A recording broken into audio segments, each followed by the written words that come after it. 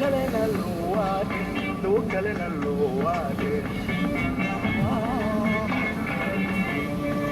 adna taqola ashaqay adna taqola ashaqay ma yahro mono suda badina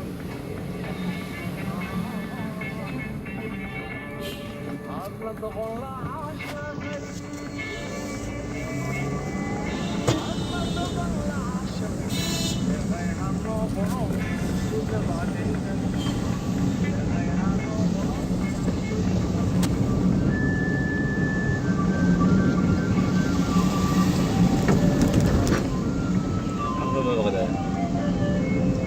ضرورة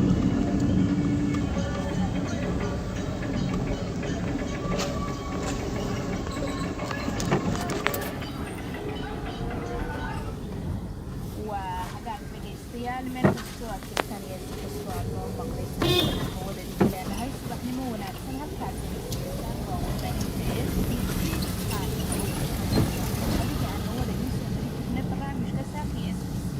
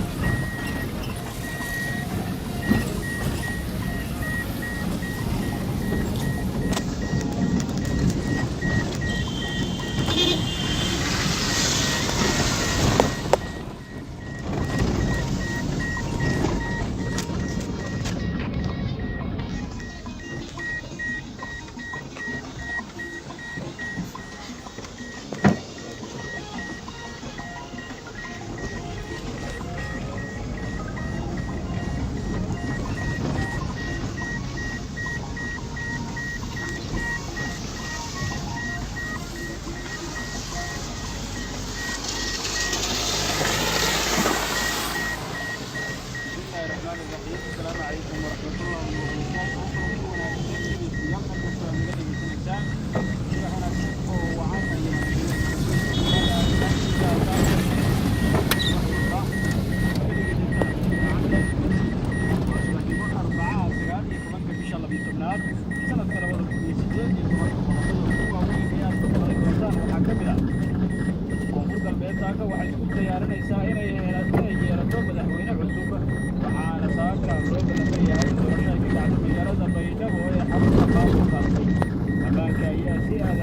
maqli doontaan 12 musharax oo ka mid ah musharaxiinta ku tartamaya xilka madaxweynaha Puntland waxa ay walaac ka muujiyeen qaabka ay u socoto doorashada madaxtinimo ee maamulkaasi.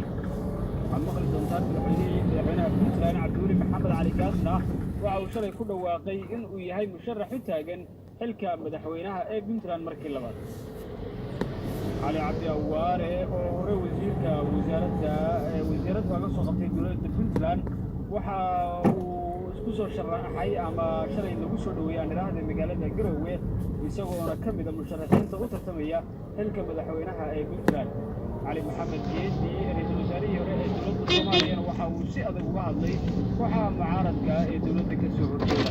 qodobadaas iyo qodobbada ay ka mid yihiin Mahdi Maxamed Guud ra'iisul wasaare ku-xigeenka dalka oo ka hadlay waxyaabaha xilligan haysta wadahadalladii Soomaaliya iyo Somaliland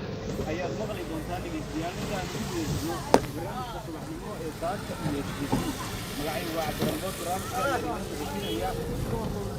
barnaamijku faahfaahsan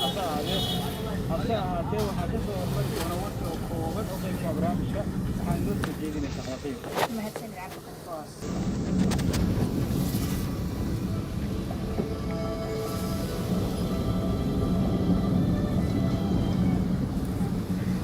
magaalada Baydhabo ee caasimadda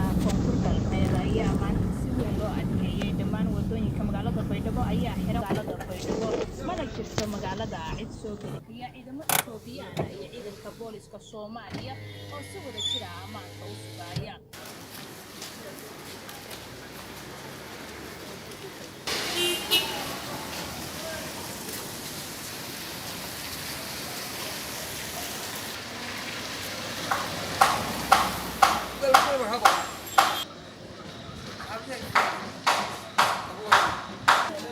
خلصوا